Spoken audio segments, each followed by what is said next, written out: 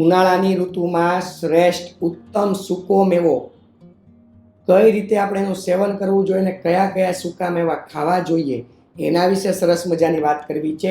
એક સૂકો મેવો છે એને ઉનાળાની ઋતુમાં મન ભરીને એનું સેવન કરવું જોઈએ અને એક સૂકો મેવો છે એનું સેવન ઉનાળામાં બને ત્યાં સુધી ન કરવું જોઈએ. આ બંને વિશે સરસ મજાની વાત કરવી છે.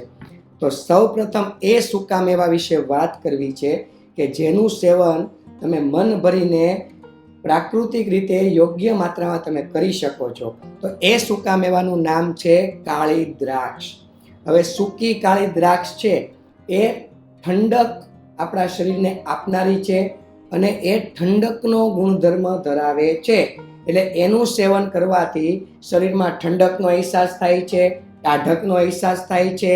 એસિડિટીની સમસ્યા હોય કે હાઇપર એસિડિટીની સમસ્યા હોય કે પિત્તજન્ય બળતરા થતી હોય, હાથ પગના તળિયા બળતરા હોય, આ બળતરામાંથી આપણને સંપૂર્ણ મુક્તિ અપાવે છે. ઉનાળામાં ગરમીને કારણે તમને મોંમાં ચાંદા પડી ગયા હોય તો એને પણ તે મટાડવાની સક્ષમતા ધરાવે છે. તો આ કાળી દ્રાક્ષનું સેવન કઈ રીતે કરવું જોઈએ? તો સાંજે તમારે 1 ગ્લાસ પાણી, નાની સાઈઝનો ગ્લાસ હોય એમાં 1 ગ્લાસ પાણીમાં 13 થી 14 દાણા કાળી દ્રાક્ષના પલાળી દેવાના છે. આખી રાત એને પલળવા દેવાના છે. ત્યારબાદ સવારે એ દાણા ફૂલી જશે, એને એ પાણીમાં ચોળી નાખવાના છે. ત્યારબાદ એમાં થોડો અમથો ધાણાનો પાવડર મિક્સ કરી દેવાનો છે અને એ પાણીને ગાળી લેવાનું છે અને એનું સેવન નરણા કોઠે ઉઠીને તમારે કરવાનું છે. હવે આ પાણીનું સેવન કરવાથી તમારા જે શરીરમાં છે, જે ગરમીનો પ્રોબ્લેમ હોય, લૂ લાગતી હોય, ગરમીને કારણે મોંમાં ચાંદા પડ્યા હોય, એસિડિટીની સમસ્યા વધારે માત્રામાં થતી હોય, બળતરાના પ્રોબ્લેમ થતા હોય, આનાથી તમને ધીરે ધીરે ધીરે મુક્તિ મળી જાય છે. બીજી રીતે પણ તમે એનું સેવન કરી શકો છો કે આ દાણા જે ફૂલી જાય એને તમે ચાવીને તમે ખાઈ શકો છો.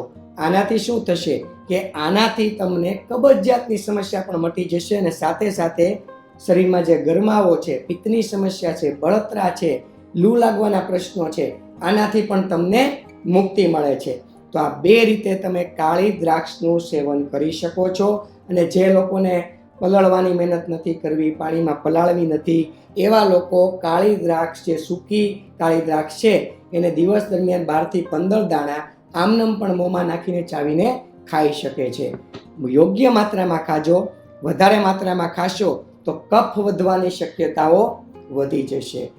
બીજું કે ઉનાળામાં એક એવો સૂકો મેવો છે કે જેનું સેવન ન કરવું જોઈએ, એનું નામ છે પિસ્તા.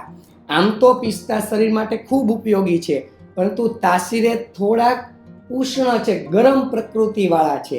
એટલે જે લોકોને શરીરમાં ઓલરેડી ગરમી છે, ઓલરેડી ચાંદા પડ્યા છે, ઓલરેડી એસિડિટીની સમસ્યા છે, ઓલરેડી તાપ સહન નથી થતો, લૂ વધારે માત્રામાં લાગે છે, એવા લોકો જો પિસ્તાનું સેવન કરે તો ગરમીમાં વધારો થઈ જાય, લૂ લાગવામાં વધારો થઈ જાય, તો શરીરમાં ઇન્ટરનલ ગરમી વધી જાય, પરિણામે ગરમીને રિલેટેડ રોગો થવાની શક્યતાઓ વધી જાય છે.